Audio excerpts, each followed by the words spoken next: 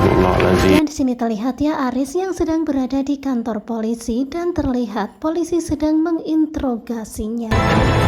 Kemudian polisi pun menunjukkan surat yang diterima Alia yang di sini dikabarkan ini adalah dari Aris. Jawab, Pak. Dan tentu saja Aris kaget banget ya dengan surat itu karena itu memang bukan dari dirinya.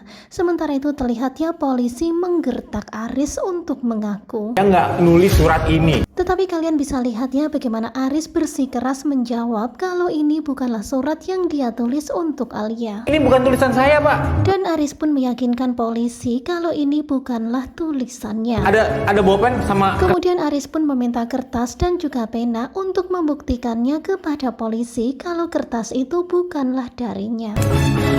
Kemudian polisi itu pun memberikan kertas dan juga pena. Kemudian Aris pun menulis dan ternyata memang sangat berbeda ya tulisannya dengan tulisan yang ada di surat itu.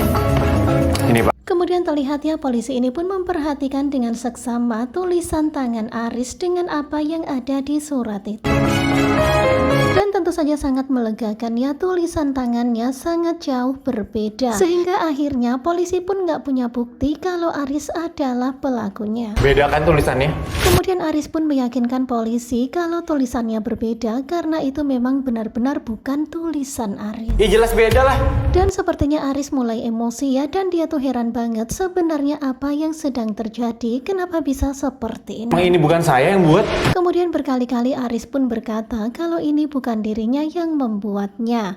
Dan akhirnya polisi pun yakin kalau ini memang bukan Aris. Emang ada yang nulis surat ke Alia? Kemudian kalian bisa lihat ya bagaimana Aris yang lagi berpikir matang-matang. Sebenarnya ada apa yang terjadi dengan Alia? Kenapa ada orang yang menulis surat untuk Alia seperti ini? Apa sih yang terjadi sebenarnya? Dan pastinya di sini Aris tuh semakin heran kenapa bisa dirinya yang menjadi kambing hitam atas semua yang terjadi. Di gue yang jadi kambing hitamnya. Dan pastinya Aris nggak akan diam saja, dia pasti akan mencari tahu apa sebenarnya yang terjadi pada Alia dan juga keluarga Pak Mario. Nah tentu saja kita lega banget ya akhirnya Mario bisa membuktikan kalau dirinya nggak bersalah dan hingga pada akhirnya dia pun bisa bebas dari penjara. Tetapi tentu saja Mario sangat kecewa, dia tetap bersikuku kalau Aris adalah pelakunya.